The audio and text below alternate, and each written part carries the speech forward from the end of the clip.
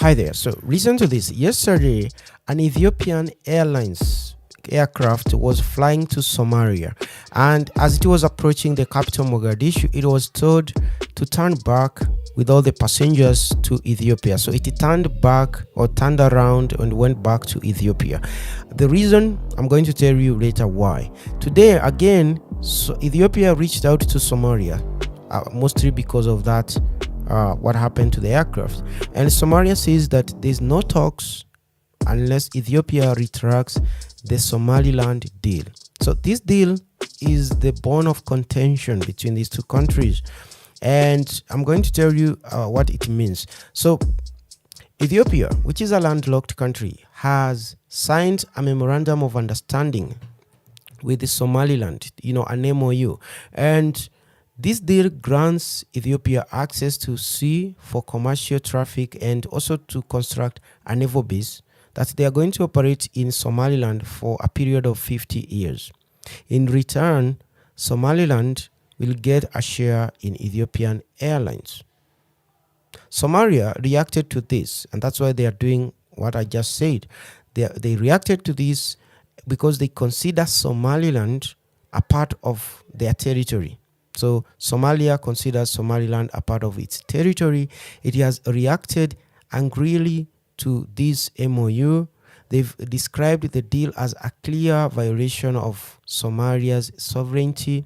And Somalia has recalled its ambassador to Ethiopia, and declared the agreement null and void. As a matter of fact, they even went to parliament and created a law that actually makes it illegal to cede or lease any territory to Ethiopia in relation to Somaliland. And Somaliland has been operating as a sovereign independent state. It's more peaceful than the other Somalia.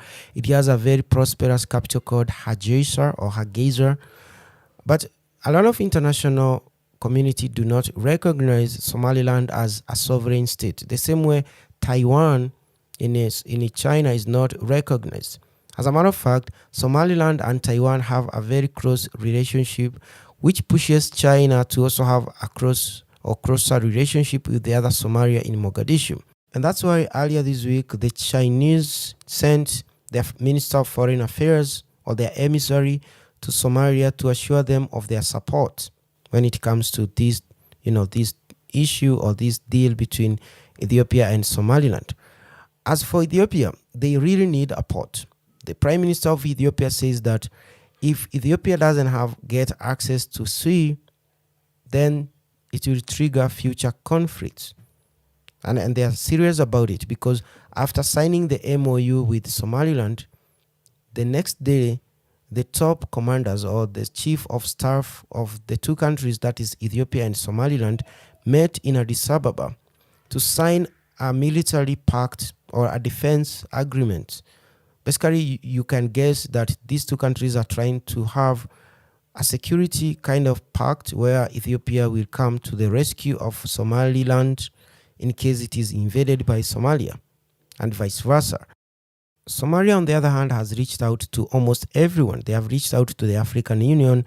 The African Union is silent. They've reached out to their traditional allies, that is Turkey and Saudi Arabia and UAE. But those countries, Turkey has actually also pledged the support to Somalia.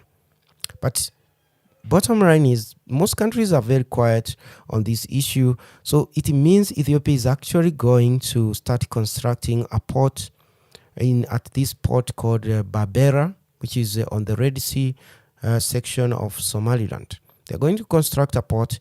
They're also going to construct a naval base.